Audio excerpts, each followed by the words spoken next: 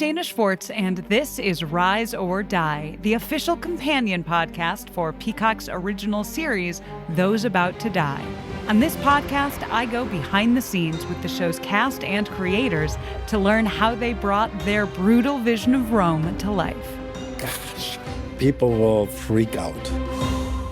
Rise or Die launches on July 18th. Watch or listen wherever you get your podcasts. Hi, I'm Jennifer, a co-founder of the Go Kid Go network. At Go Kid Go, putting kids first is at the heart of every show that we produce. That's why we're so excited to introduce a brand new show to our network called The Search for the Silver Lining, a fantasy adventure series about a spirited young girl named Isla who time travels to the mythical land of Camelot. During her journey, Isla meets new friends, including King Arthur and his Knights of the Round Table, and learns valuable life lessons with every quest, sword fight, and dragon ride. Positive and uplifting stories remind us all about the importance of kindness, friendship, honesty, and positivity. Join me and an all-star cast of actors, including Liam Neeson, Emily Blunt, Kristen Bell, Chris Hemsworth, among many others, in welcoming the Search for the Silver Lining podcast to the Go Kid Go network by listening today. Look for the Search for the Silver Lining on Spotify, Apple, or wherever you get your podcasts. Hello, friends. It's me, Jenny, and also Kristen. Hello. We just wanted to mention a couple of things before we get started with the show today. Those things are, first of all, on December 18th, as we've mentioned previously, we will be doing our first live event ever. Yes, in celebration of the day after my birthday, in fact. In celebration of the day after Kristen's birthday and in celebration of having completed the colossal task of making season 1 of Buffy the Vampire Slayer, we will be partying with you if you're around and you feel like it. We'll be at Union Hall in Brooklyn, New York on December 18th. And we want to let you know that you can get tickets at unionhallny.com. And you should do that because a third of the tickets have already sold. So I think they're going to go. I think we're going to sell out. So if you want to get on that, get on that. Yeah, don't miss out. Don't miss out. We'll be playing through all the songs. We'll be doing some fun trivia. Scarecrow Fangs donated 3 pairs of custom fangs as part of our prizes that we'll have. So it's going to be really, really fun. We hope you can join us. And we want to let you know that the Buffering the Vampire Slayer store is open for business. We are selling the Buffering the Vampire Slayer t-shirt with the logo by Kristine Thune. We also have enamel pins. There's a Slayerette pin and a Cordette pin. You can choose, or you can get the pin pack if, like me, you just want both of them. Mm-hmm. And you can go on over and check all of that out at bit.ly/shopbuffering. The pins were designed by our very own Kate Leth, who you know as our Buffy Fashion Watch correspondent. So we're very thankful to have those pins, and 'tis the season. 'Tis the season for giving, as we all know, to others, but also to yourself. Yeah. So get on in there. And now that you know everything, without further ado, let's get on with today's episode.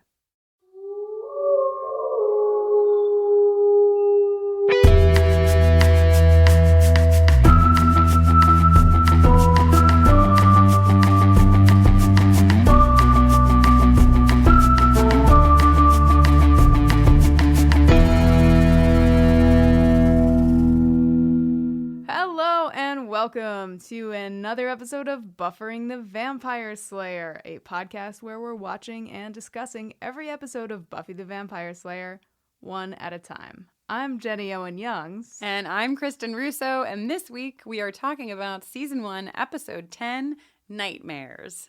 Stay tuned at the end of this episode and every episode for an original song written by us recapping the Buffy episode we're discussing. Nightmares features a story by Joss Whedon, a teleplay by David Greenwalt, and direction from Bruce Seth Green, who is not Seth Green, but rather Bruce Seth Green, a whole different guy. It originally aired on May 12th, 1997. And in case you're wondering what this episode was about, if you're an avid watcher but just need a little prompt, this is the one where Buffy and her friends discover that their worst nightmares have become reality. Dun, dun, dun. And before we get into the episode, we wanted to give a couple of shout outs. Jenny, I know you have one. Yeah. Long distance dedication. Karen is shouting out Carter to say thanks for introducing her to the best show and the best podcast. What Thanks, a good boyfriend. Karen and Carter. What a good boyfriend, you know?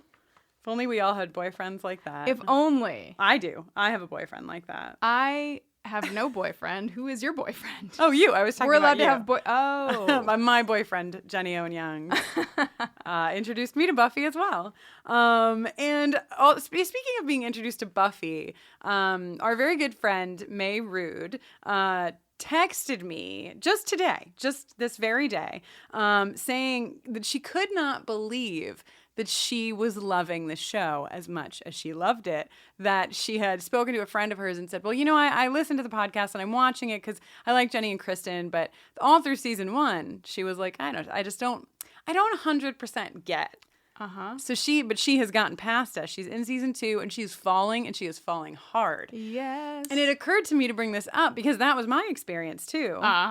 Did not expect to enjoy the show and then fell hard. So if there are those of you out there that are watching with us and you're like, I mean, it's good. Jenny and Kristen are definitely the best. The show is good. I just want to, forewarn you here.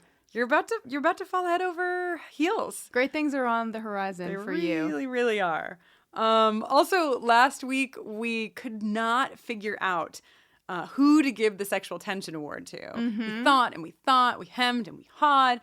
And one of our listeners, Kaylee Beth is this person's Twitter name, really nailed it and said that, I think that the sexual tension award this week for the puppet show goes to Cordelia loving Cordelia.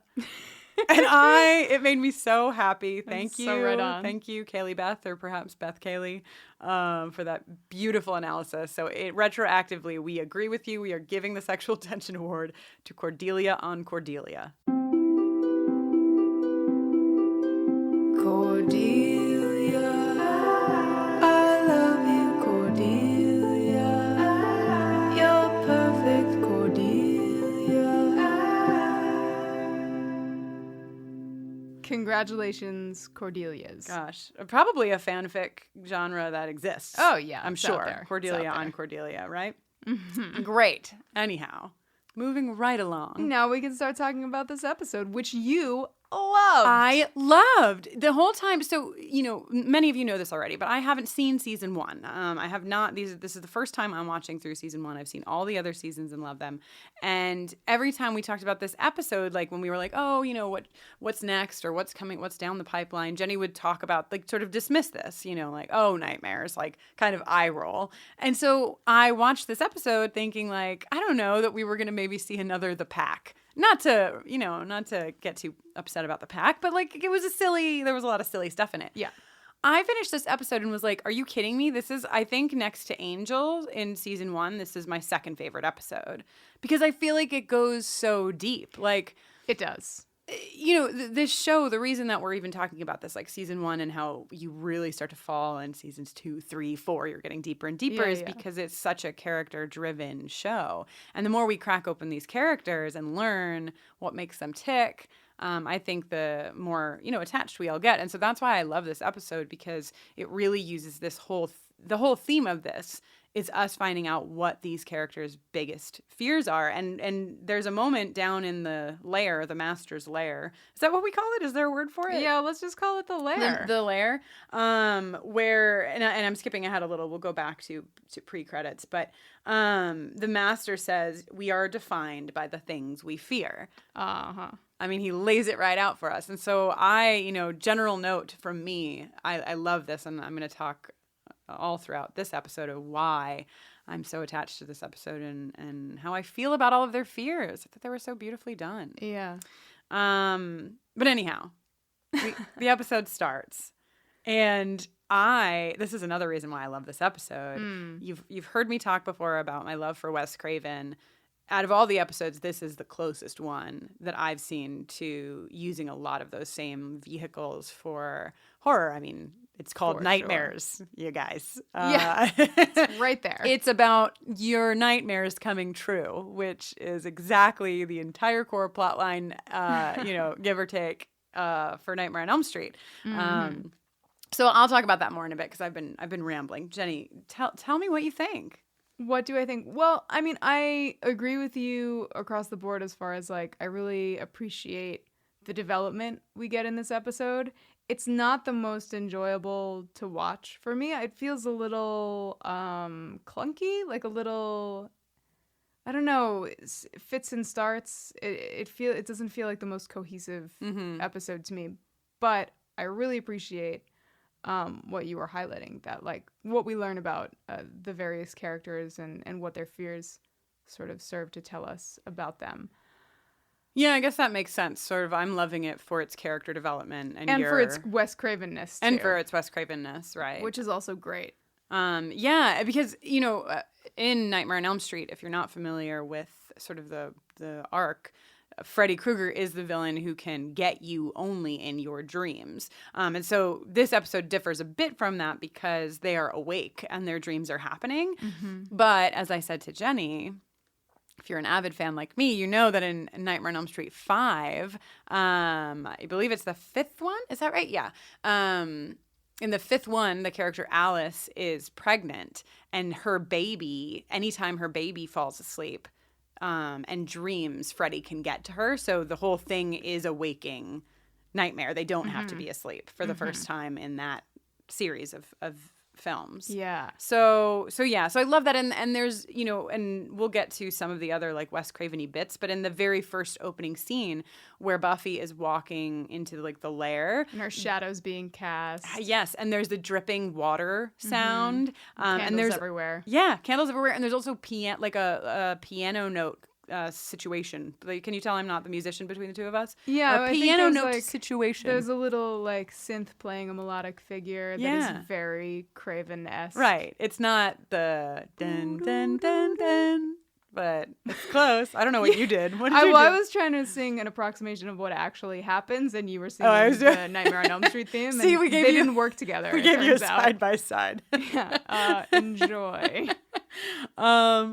But yeah, and then before we even get to the credits, we crack open Buffy's backstory here with her dad. We haven't heard mention of her dad. Yeah, we don't know anything about Hank Summers, and now we know that he is not around, still in LA, and she sees him sometimes on the weekends, but she doesn't feel particularly secure in their relationship. Right. And yeah, we learn Willow asks all the questions that Willow plays us in this scene where she's asking Buffy all the questions we want to know. So how do you feel about your parents' divorce, Buffy? Yeah. Do you talk to your dad? How did it happen? Yeah. How frequently do you see your father? So thank you, Willow. I have a question. Why is Joyce still keeping the last name Summers? Is it a matter of convenience? Oh, good question. I mean, I guess the 90s was a time where you would be maybe a little more likely to just leave your name whatever. Ooh, and like what is Joyce's maiden name? We should look into that. Do we know? That's a key piece of Buffy trivia if it even exists, if we ever find out. And then of course we get Cordelia, beautiful Cordelia, in her first moment with us in this episode. Yes. Willow asks why is she so Evita-like? Which was really, it was set up pretty Evita-like. She's, looking at herself in the mirror. And, and then Wendell got in her light. And then Wendell... What an idiot. Yeah, what an idiot. And he gets his when he opens his textbook. And there's spiders everywhere, including his face. Yeah. The first thing that I said, the first viewing of this was, if anyone offered me an acting job and this was part of the description, it would be a hard no. I don't know that there's an amount of money that you could give me to have me have like a spider crawl across my face. Yeah, I'm with you. I mean, that's a deal breaker for sure. I'm the spider catcher of the family, and I'm a catch and release. My philosophy is catch and release. But I can do management. That. I've done it for pretty big spiders. I can get them in the cup, and then I get something underneath the cup. I take them outside. I talk to them the whole time so that they don't panic too much. I tell them there's going to be a cup, and as long as you behave, it's just going to go around your body, and everything's going to be fine. You're going to be outside before you know it. So I have that element of bravery in me, but not enough to have any kind of spider walk on my arm.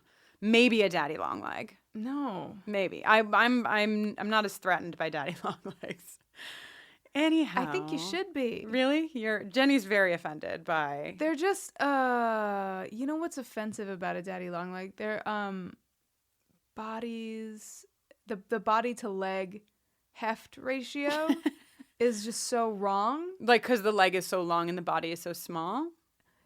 But the leg is so long and the body is so small, proportionate to that, and then also the body is so thick and the leg is so thin. Like dense, you mean? Or you mean actual width? No, I mean actual width. Actual width. Yeah. If you look at the thickness of a daddy long leg body and compare it to the thickness of a daddy long leg, I don't know why you're not horrified. I don't know. I think because when I was a kid, they were always the spiders that everybody said were harmless. So I was like, oh, these ones can't get you. Well, they're harmless because their fangs can't penetrate our skin, but they actually have, I think, one of the most poisonous of venoms. Right, but they can't get But get what me. if they're working on something? What if they're sharpening their fangs? They've been sharpening their fangs this whole time. Yeah. That's what I'm saying. I have a question for everyone. After the credits play, we go back to the Master's lair. This is where that line is about we are defined by the things we fear. And a question I have, apart from this good commentary on fear, is who do we think does the Master's manicures? I would like to know. He has a perfect manicure. Every nail is shaped just so. They are not just like jagged and grown out. They are definitely filed and buffed, the whole nine. Well, do you think the kid is doing it? I don't know. I mean, I don't know. Do you think that was like a prerequisite? They were like, he needs a voice box and also a nail file, and then he can come and serve the Master. Yes. That thing they do with his voice is the worst. It is the worst because, in the horror genre, children are definitely already very well established as creepy as fuck. I mean, yeah, that kid is plenty creepy. You don't need to change that kid's voice. Give him a regular little kid voice. Put him in a lair. Guess what? Fucking creepy. Yeah, I would argue that's much creepier than the voice that kind of is like taking you out of your viewing experience. Yeah. So we stumble into the land of nightmares now. We don't really learn exactly what's happening. Actually, you want to know, as my first viewing, the first time that Buffy looks up and sees the kid, what's his name? The one Billy. That's in Billy. The first time she saw Billy, I thought it was the Anointed because they're like... Right, they could be brothers. They're the same age. They've kind of got like the same hairstyle. I came to really appreciate and love Billy in a way that I'm sure I will never for the Anointed, but yeah, I was like, oh, the Anointed's like up doing some magic, but no, it was Billy. It was, what is he? Lucky number 19? Is that what it's? Lucky 19. Lucky 19. Before we hop up into the school, though, I just want to also mention something that is said in the Master's lair when he's doing his little fear monologue, is that he also says, if I can face my fear, it cannot master me. And he says this while he's talking about how fear and pain are both, essentially inside of your head. And if you can master your own mind, then you can be a vampire and touch a cross and watch your hand smoke and not be stressed out about it. And this comes into play later, which is why I wanted to mention it. Yeah. Do you want to talk about when it comes into play later? Or do you want to wait and keep them all in suspense? Well, hopefully they've already watched the episode, so I'll just say that at the end of the episode, when we see people start to actually face their fears, they become free of them. We see Xander punch the clown in the face.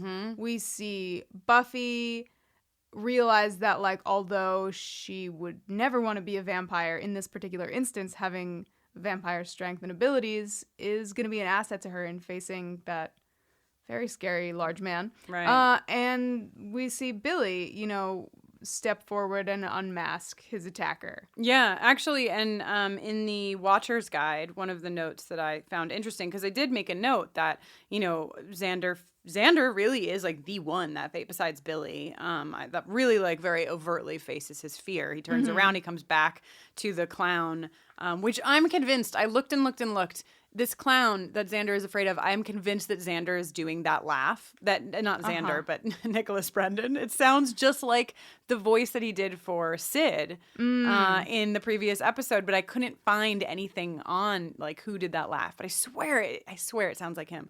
But anyhow, he knocks out the clown, and in the Watcher's Guide, they sort of mark this as Xander's transition from nerd to hero, like that this is a moment when his character takes this big step past just being the like, I don't know what to do, blah, and says like, no, I've got this. Like, I'm doing this for myself. I have to do this for myself. And he does.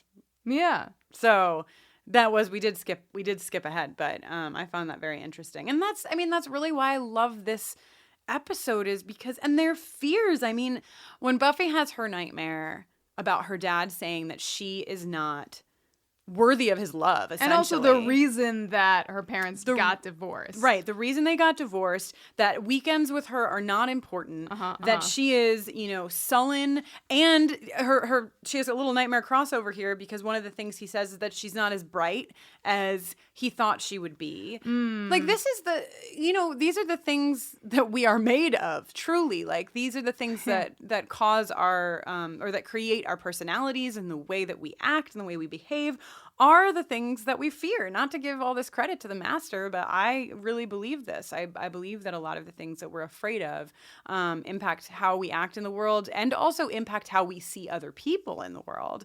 And so I loved this. I love that it wasn't all... I do love Cordelia's nightmare, and we're going to talk about that. And I love some of the more, like, if you want to call them superficial, maybe they're not even, but the more superficial nightmares I love. But I love that they dug deep for Buffy here in a lot of ways, but in this particular aspect. And I don't. My parents are still married, so I never went through having parents go through a divorce and dealing with all of that as a kid. But Jenny, you have, and I don't know if you're comfortable talking about it, but I'm curious as to, like, watching this, if you had any of these fears. Yeah, I've never really related to this storyline that we see in a lot of shows and books where a kid is, fears that they're responsible in some way for their parents' divorce. I never really had a connection to that. You were small, right? Yeah, I was super small, so I was just like going with the flow, I think. Right. Maybe had less time to sort of understand what they were as a unit. Yeah, exactly. Something that I do want to mention, though, while we're thinking about Buffy and her dad here, and this little interaction that they have in the nightmare version of Sunnydale, is that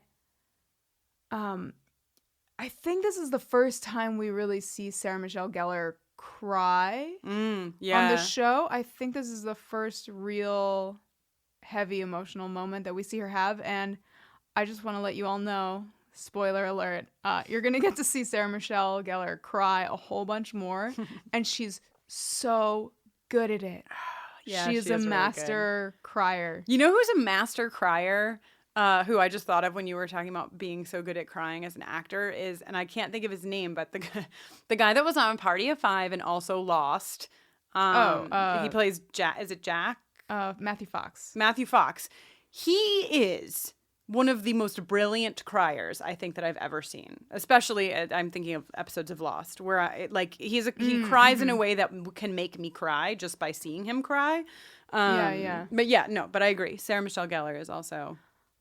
You know what really gets me when I see male actors crying where they're like not necessarily they don't necessarily have tears coming out of their eyes, but they like their mouths like open in this like they're in terrible physical pain that they like can't, and they kind of like hunch into themselves, they just want to like create a black hole at the center of themselves and disappear into it. And that's when we get our little mug out that says male tears, and we collect them. And then we drink them. For future drinking. Under the light of the full moon. The patriarchy. Oh my God.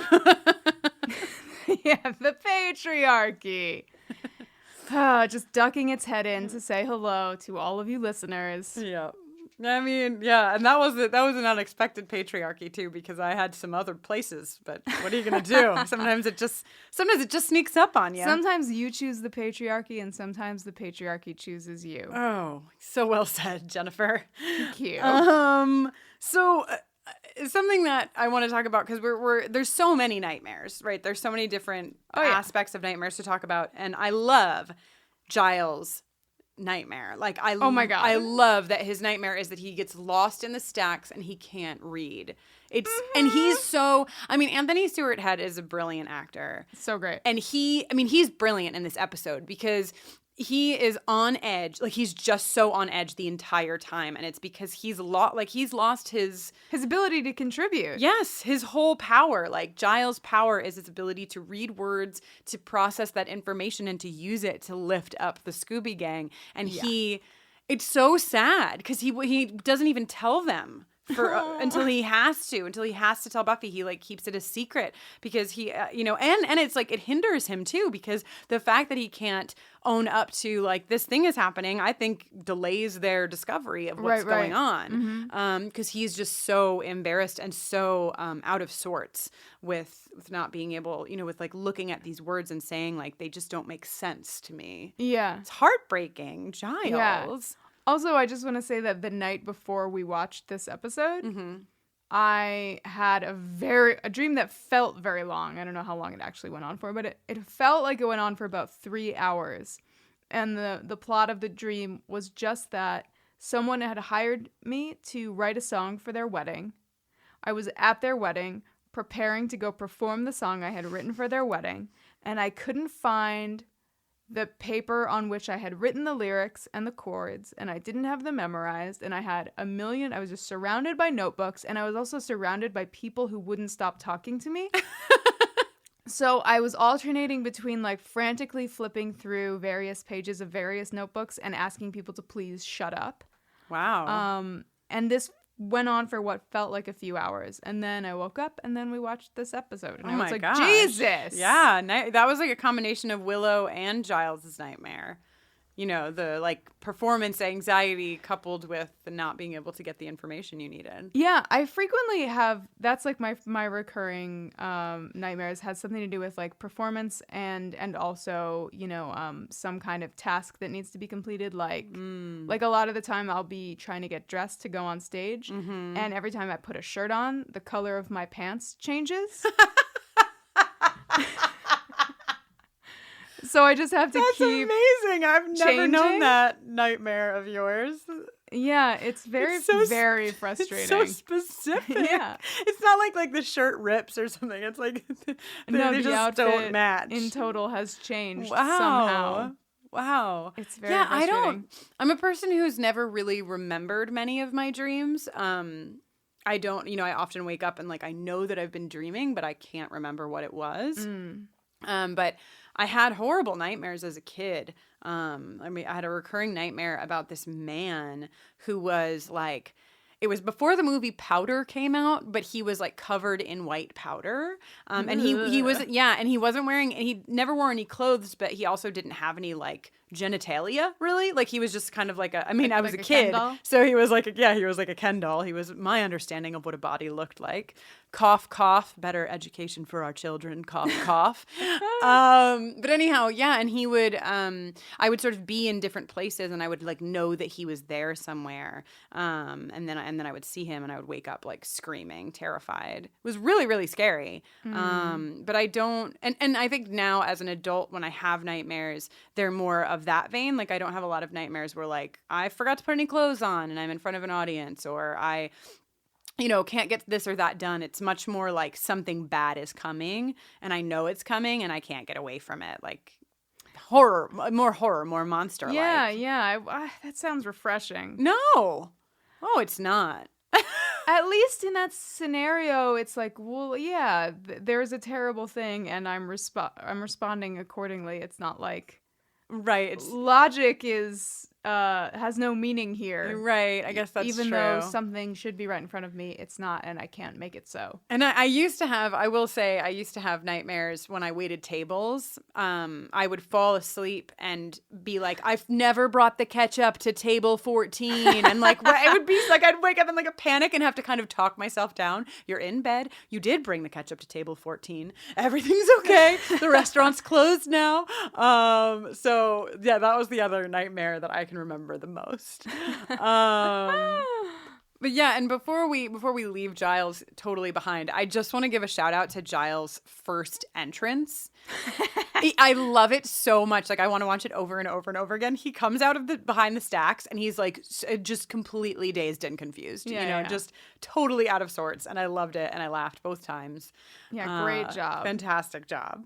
So then, yeah, we have so many other characters with nightmares here. We talked about Wendell and his spiders. Wendell, I just want to say, because we learn, right, that Wendell's like the key to unlocking what's going on. Because he describes to them, to Buffy, Xander, and Willow, that, I've had this dream forever. And we find out why he's had this dream. And the story is really intense. Like, he's really, my actual note is Wendell is bent over these spiders. He's so upset. Like, I don't know where, I picture his brother like tied up in a closet somewhere. Like, you know what I mean? He's just, he's so upset that these spiders have been killed. And like, I do understand it to a level, but like, remember how his collection included black widows? Yeah, gross. And now he thinks the spiders are going to come back and get him. It's just, there's a little bit more going on with the character of Wendell. We hope Wendell gets the help he needs. I really do. So Cordelia. One of my many notes on Cordelia is Cordelia's scarf. Valid. Oh my God. I have a feeling that the one and only Kate Leth is going to touch upon Cordelia's scarf. So before we talk about Cordelia anymore, why don't we talk to Kate Leth? Yeah, let's hear it. It's time for our friend Kate to give you the Buffy fashion update. Welcome back to Buffy Fashion Watch. In the last couple of episodes, I've gone off on these tangents, and they're really fun. But this ep has so many looks that there just isn't time. Okay, to get it out of the way, Buffy spends a lot of this show, not just this season, but the entire show, perpetuating the myth that people wear bras to bed. I know it's a TV show, and I mean, I get it, but people just don't do that, okay? Anyway, she redeems herself once we get to school because she wears these rings I'm totally in love with. They are giant pink plastic hearts that blink like they have little LED lights inside of them.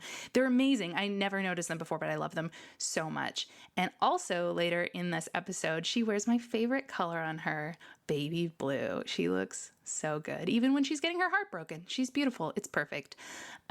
But okay, let's stop wasting time and talk about what really matters in this episode, which is Cordelia.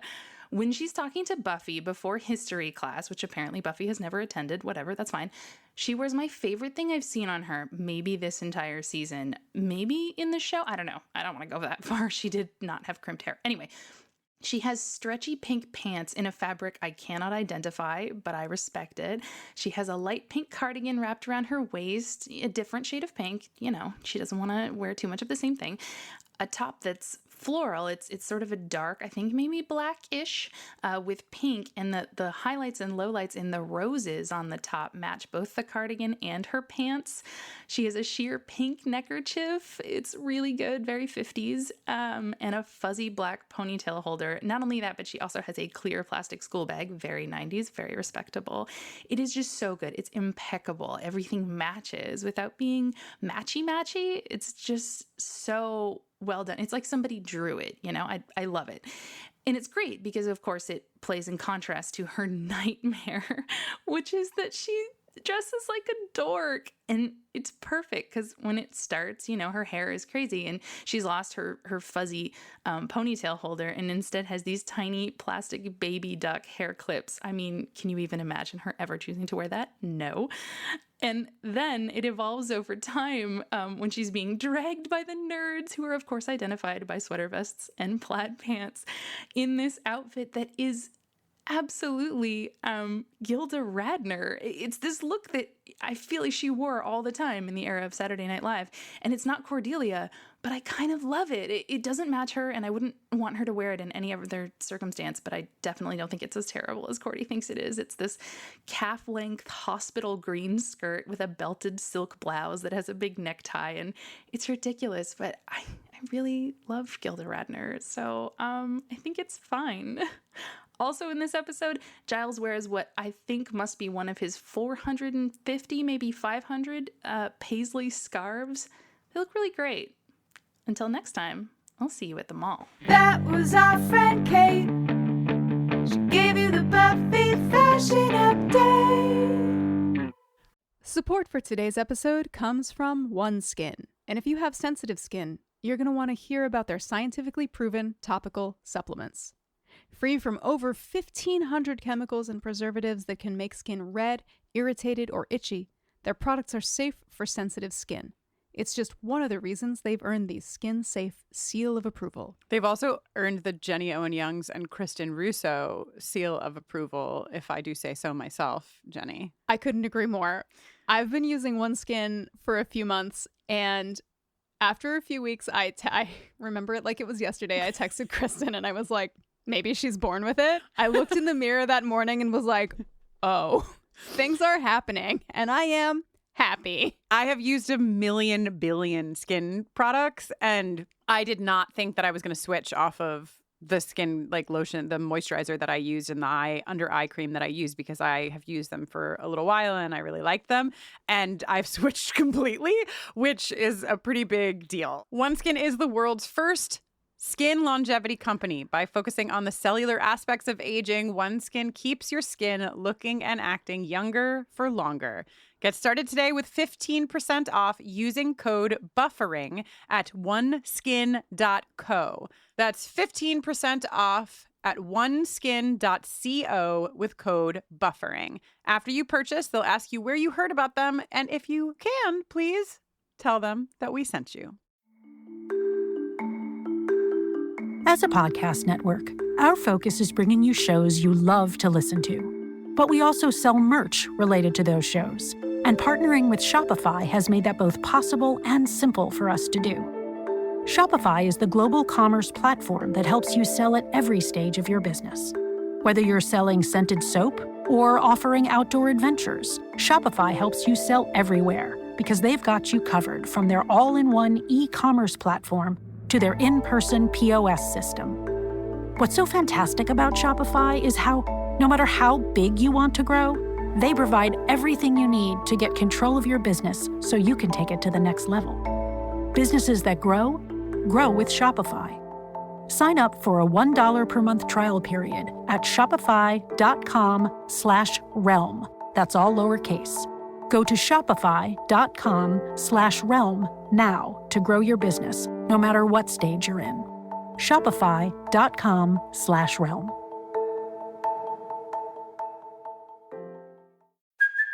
Hey, it's Kaylee Cuoco for Priceline. Ready to go to your happy place for a happy price? Well, why didn't you say so? Just download the Priceline app right now and save up to 60% on hotels. So whether it's Cousin Kevin's Kazoo Concert in Kansas City, go Kevin, or Becky's Bachelorette Bash in Bermuda, you never have to miss a trip ever again. So download the Priceline app today. Your savings are waiting.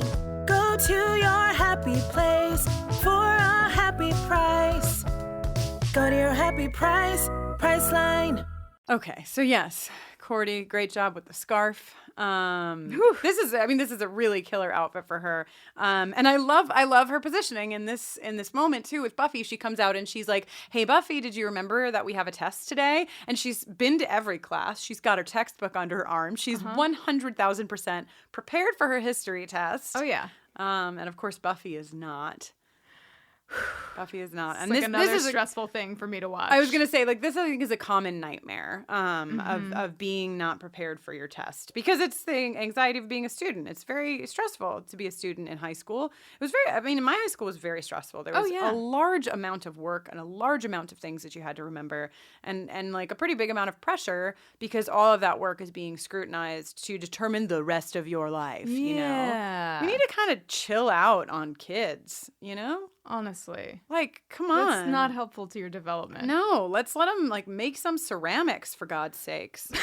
For God's sakes, by the way. Is that your platform for your presidential campaign? Yes. Let them make ceramics. 2024, let them make ceramics. I think I'll do quite well. Thank you very much. Yeah, I'm looking forward to that. But yeah, and so we've skipped all around, but sequentially, at least after this history test nightmare, we get to the part in this that is like, I looked at Jenny and was like, this is Wes Craven. This is like, you could lay over a scene from Nightmare on Elm Street to this scene with Laura, who says, "I'm going to go downstairs for a smoke break." She actually doesn't say the word smoke. She mimes. She mimes the cigarette so that nobody will hear her, that she's going down into the basement. And And what a creepy basement. Well, it's the first time we're seeing the school basement, right? Yes, it's the first time we're seeing the school basement, and it's not just a basement, it's a boiler room. Oh, yeah. Because there are open, and I've never even seen a boiler room that has open flames. I just know from watching Freddy Krueger that boiler rooms can have open flames, and so I assume that that's what's going on here in this school basement. But, like, she goes down there to smoke. It's super creepy, super Wes Craven-y, super Nightmare on Elm Street. And then I saw those flames and was like, come on. Yeah. That's a huge, flames and the boiler room. The boiler room is Freddy's, like, centralized location. That is, where he spends a good amount of his time. Yes. It's where he died. That's how the character of Freddy Krueger gets killed before he haunts everybody in their nightmares. So sorry, I Googled and looked because I really wanted to find like a Joss Whedon quote that was like, and when we did Nightmares, we of course pulled upon X, Y, and Z, but when you Google Joss Whedon and Wes Craven, the majority of what you find has to do with Cabin in the Woods. So we got to read a lot of fun stuff about that, but we didn't find anything directly connected to this. But I know, Joss, one day I will get to ask you your real person self. Wow. I will say, okay, can we just talk about nightmares for one hot second? And you will say, of course, Kristen, you're so smart, and that had everything to do with Nightmare on Elm Street. Kristen is very ambitious. Yeah, Jenny is convinced that we won't have Joss Whedon on our show, and I am 100% convinced that we will have Joss Whedon on our show. Why wouldn't he want to be on our show, Jenny? It's such a good show. Okay. We're paying such homage, such incredible homage to this brilliant work that he's created. There's going to be the reason why I think he's going to come on the show is because not only will we have this podcast, but by the time we're rounding the bend of like season 4, season 5, we're going to have a volume of music that tells the story that he created in song. Which, like, I don't want to put words in anybody's mouth or feelings in their hearts or anything, but if I had created something that was very dear to me and someone had put that much love and effort into kind of like breathing life into that work again through music, I would be super into it. And so I think, I don't know, place your bets, everyone. Place your bets. We should have like a when they do the Super Bowl, when you like gamble on the Super Bowl and there's a grid with like 0 through 9 and then 0 through 9 and this, the ending scores of each quarter is how you win. We should do that, but have people choose what season and episode they think we will have Joss Whedon on the show or none at all. And then it's illegal to gamble, so we'll just put imaginary money in a pot and we'll see who wins. Fake money, just like a hedge fund. So down into the boiler room we go. Yes. Or Laura goes, I should say. And it's important to note here, for me anyway, that yet another smoking kills, anti-smoking propaganda poster is hung up on the wall in the boiler room for some reason. Yeah, because they know that this is probably where students go to smoke. Right. Oh, wink, wink, nod, nod. Mm-hmm. Teachers always know what students are doing. Mm-hmm. But yeah, I mean, it's 97, which I feel like the 90s were a big anti-smoking time. Big anti-smoking time and big anti-drug time. I mean, the early 90s was, when we had all those, this is your brain with the egg. Oh and then God. This is your brain on drugs, right, where the egg would hit the frying pan. Mm-hmm. And then that horrific commercial where the girl is on the diving board. And do you remember this commercial? Oh, and she like dives into the empty pool. The pool that's revealed to be empty. The pool that they reveal had no water in it. That was kind of effective. I mean, I did a little bit of drugs, but I did probably less drugs. I did a little bit of drugs. I did Kristen Russo, whose presidential campaign just hit the ground before it got off. It didn't even get one step. But I do let them make ceramics, and I did a bit of drugs. I'm off to a good start. Hey, I'm off to a better fucking start than a lot of people. So we see what the entity that comes to be known as the Ugly Man emerge from the shadows and attack Laura. Mm-hmm. And I just want to say, not a misnomer. No, he is ugly. He's a right-on nomer. Ugly. And I love this villain. I love that he has this like arm that is also like a bat. I mean, it's not explicitly a baseball bat, but I feel like just based on the way that the story develops, that it's kind of understand, right? Exactly. Yeah. I love this villain, and he's very like slow and methodic in his approach. He's very Michael lumbers. Myers. He's a Yeah. very Michael Myers villain where you're Not like, in a hurry. you're not in a hurry because he's just going to get you with his brute strength. Blech.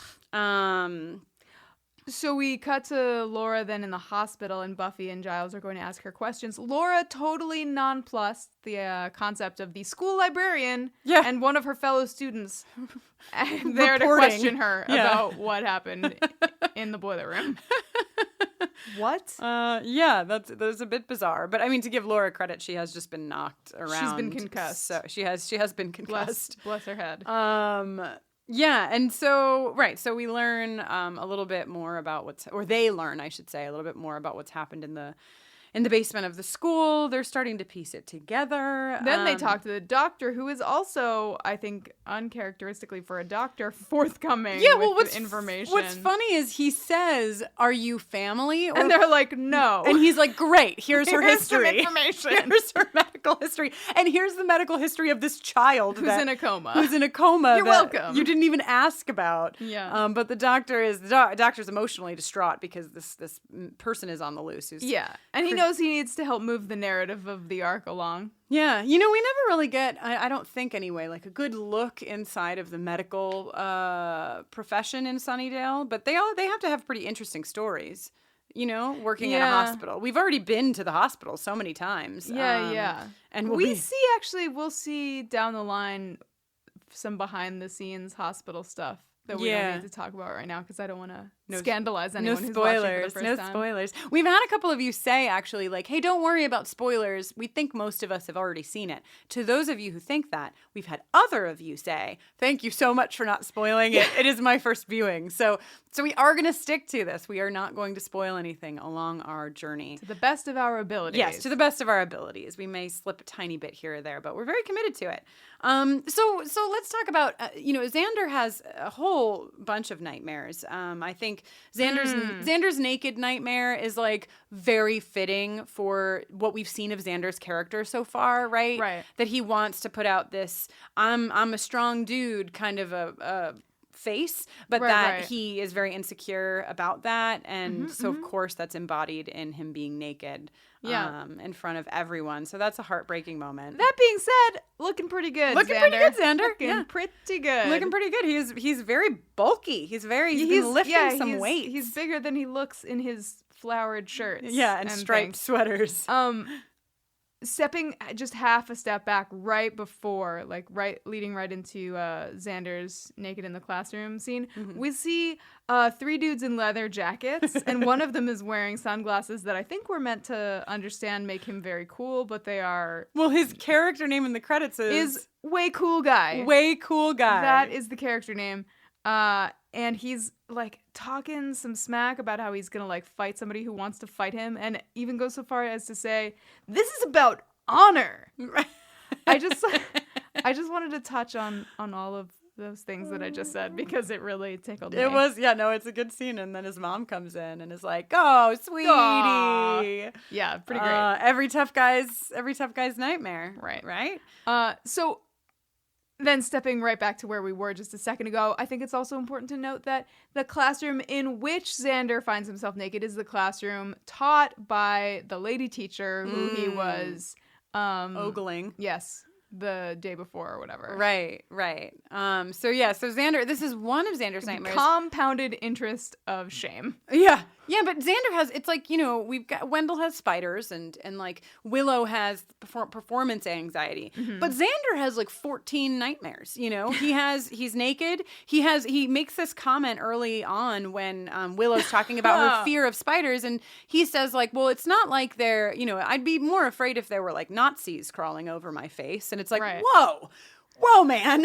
How did we What a specific fear. A very valid fear. I'm certainly not going to take that away from you, but we were talking about creepy crawlies. And he goes right here. And then later when we're in his because I feel like they give the characters sort of a short nightmare and then an extended nightmare, the main characters.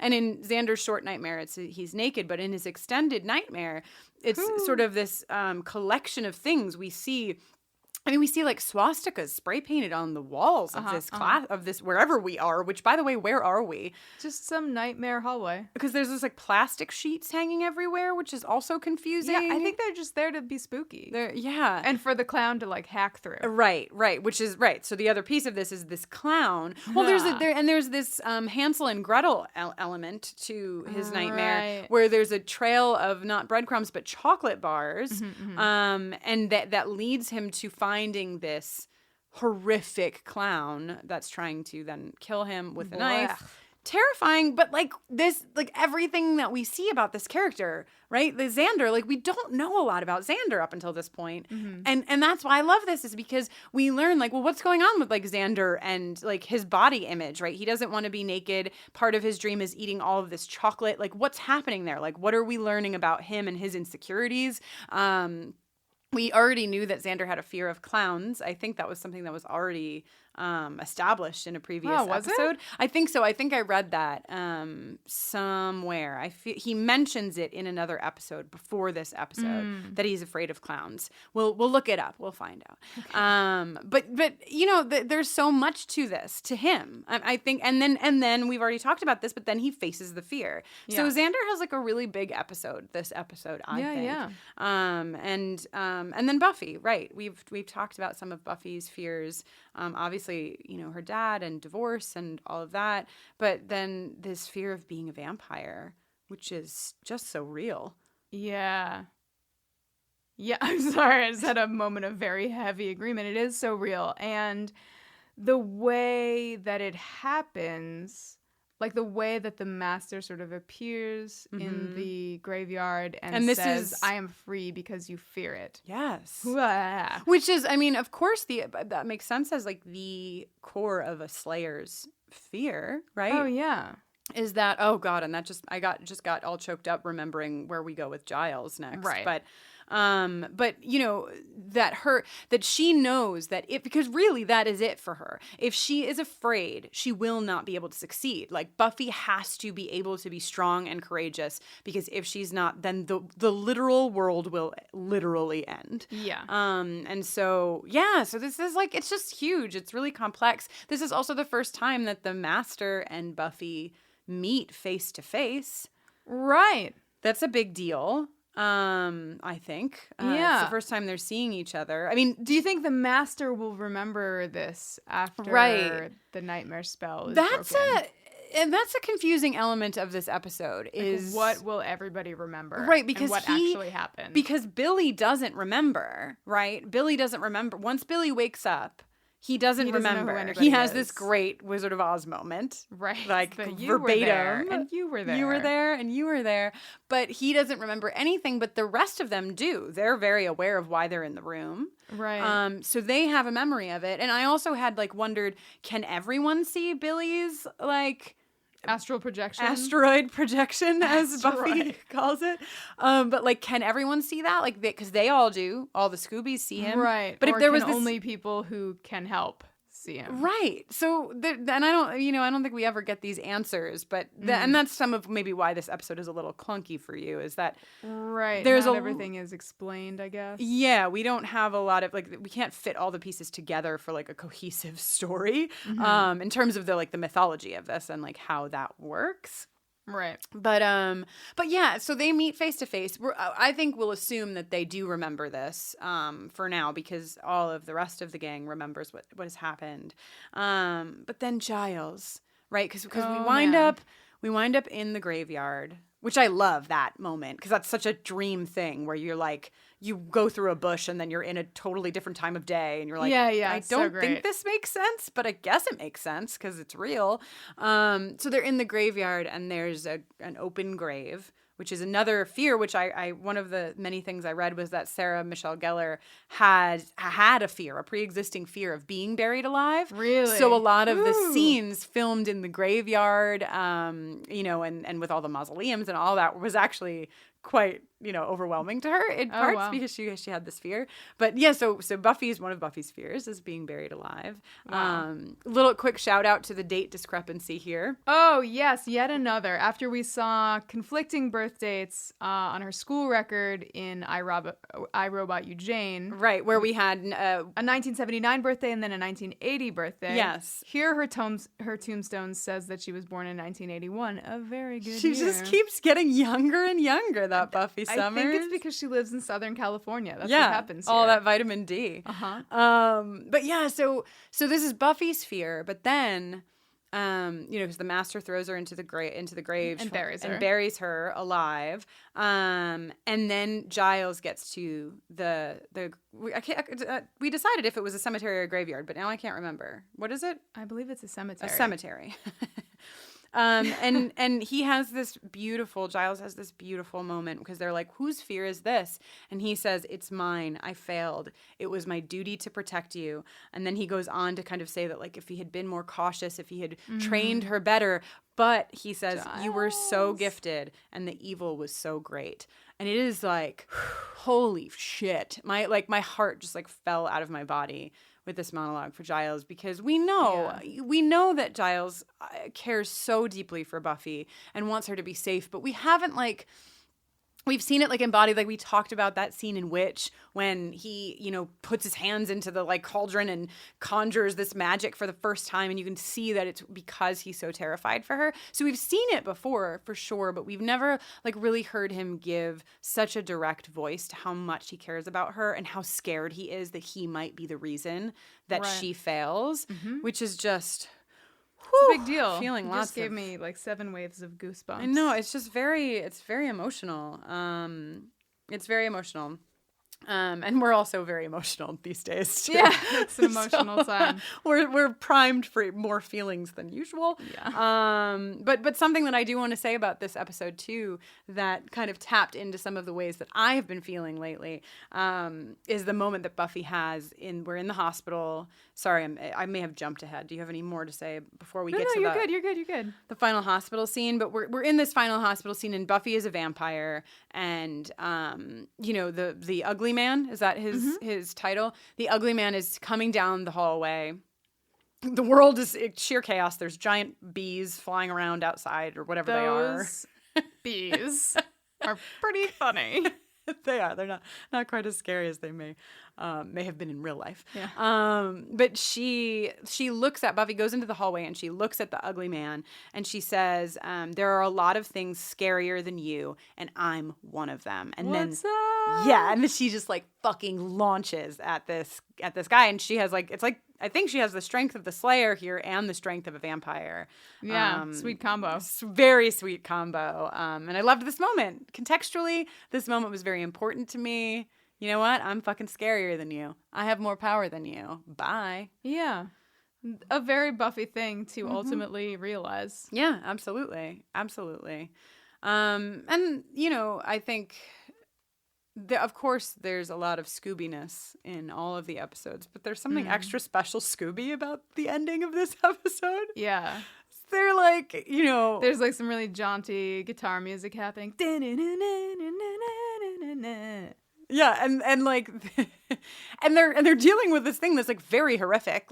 The reveal is that the Little League coach has beaten one of his little players into a coma, which is the reality of that is horrific and terrifying and so scary. And they do deal with it. I mean, they do deal with it in a real way. But in this last scene, there's it's a very gotcha moment. Yeah, glad he's behind bars where he belongs. Can't believe that happened. Yeah. And Xander's like, well, you've obviously never played in a kiddie league because everybody's very violent and serious about the games. Yeah, they catch him by the scruff of his coach coat. You know, they're like, gotcha this time, Coach Ugly. It's just very silly.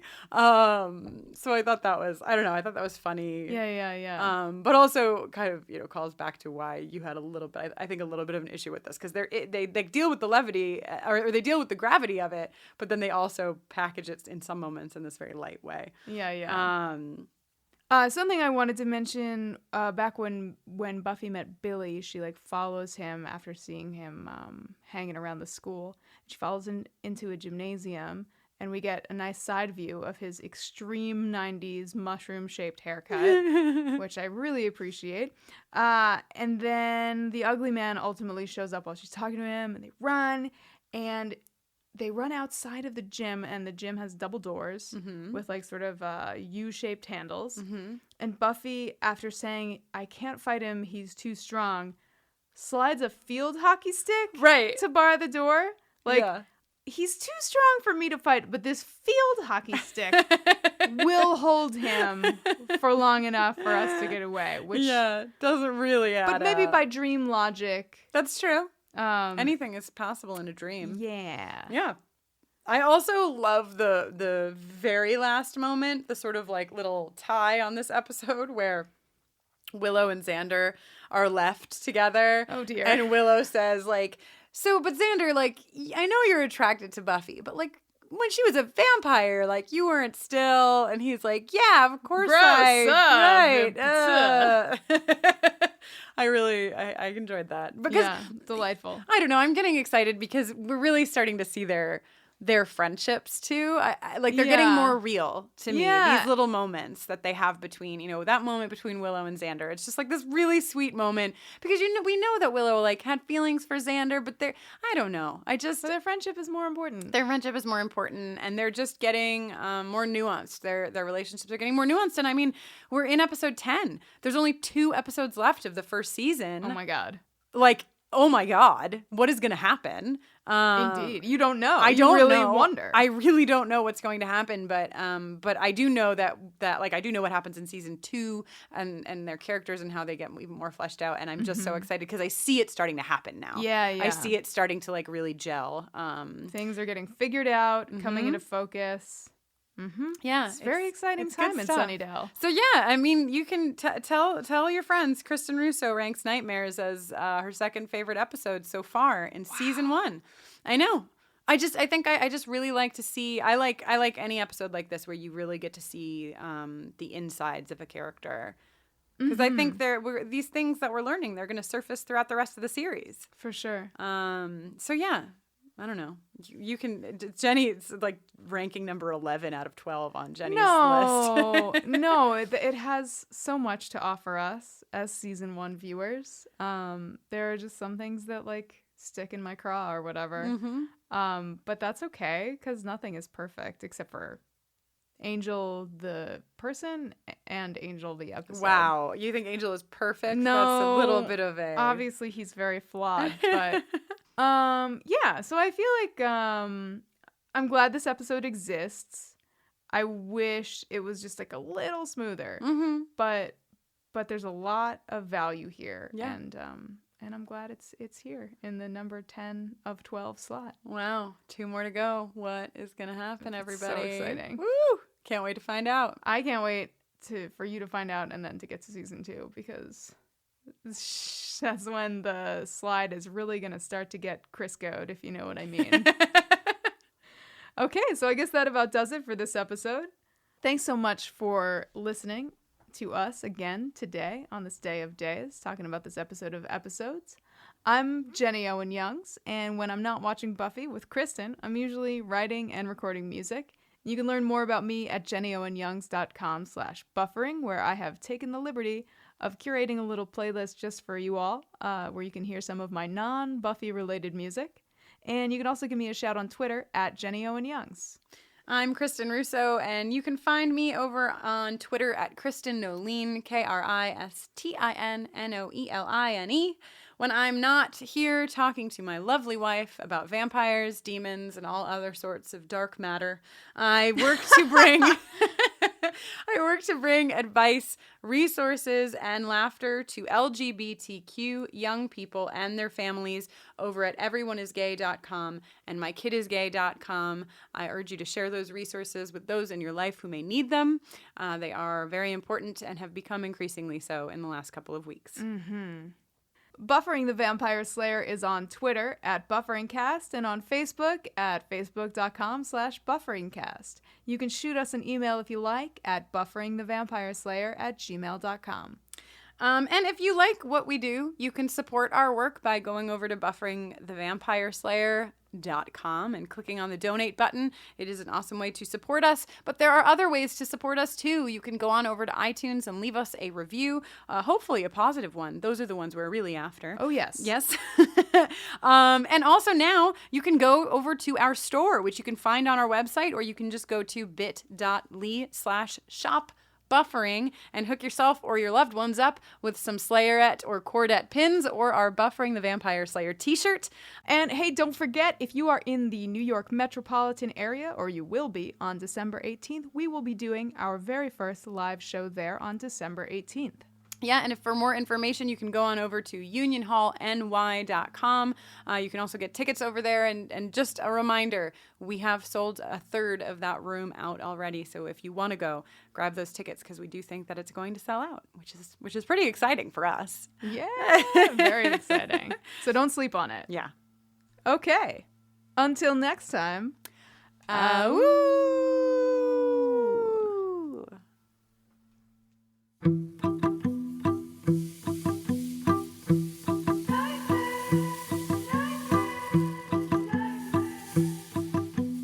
Billy's in a coma and it's fucking us up. It's gonna get worse unless he wakes up. The ugly man's got a strong backhand. Textbook spiders are giving us chills. Will someone tell Laura that smoking can kill?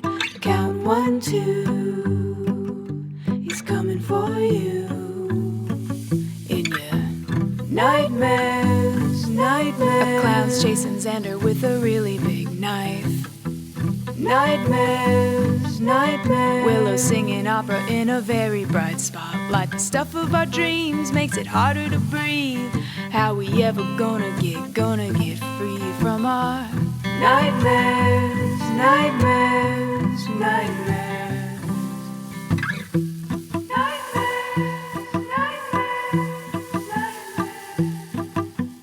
Giles can't read, he's lost in the stacks. Cordelia's hair is under attack. That cool guy's mom, Xander's clothes are gone. Cemetery comes out of nowhere. The master got out of his underground lair.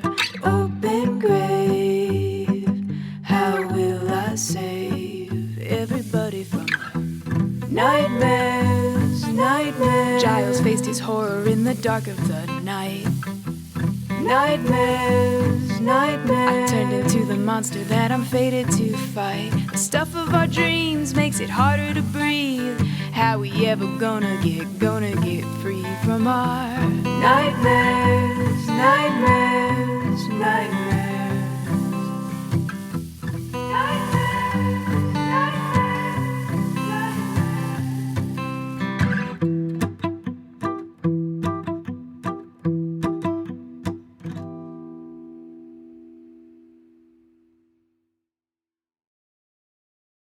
Hi, I'm Dana Schwartz, and this is Rise or Die, the official companion podcast for Peacock's original series, Those About to Die.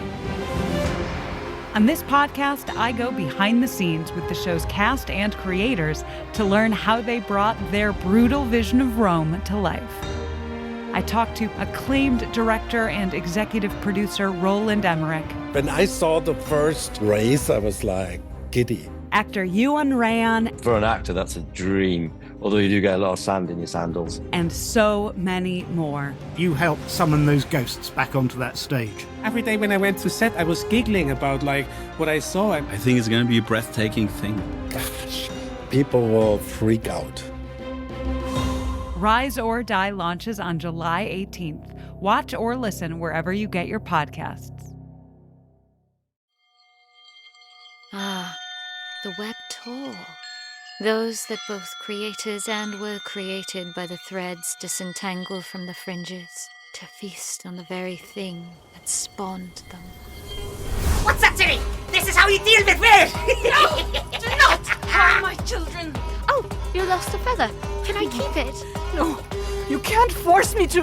Do you know what lies within nothing? Rocket is in trouble, Akasa. Can we turn on the windshield remotely? No, she could lose her job as an Akasar. I don't fear Vehar. No, but you fear me. If you intend to trick me, I will not hesitate to sever the oath bond entirely. Why didn't you help me? Coward! I don't have a parachute! I don't like free falling! Counterbalance, a high fantasy audio drama. Season 2, coming 15th of October 2023. Learn more on trilunas.com.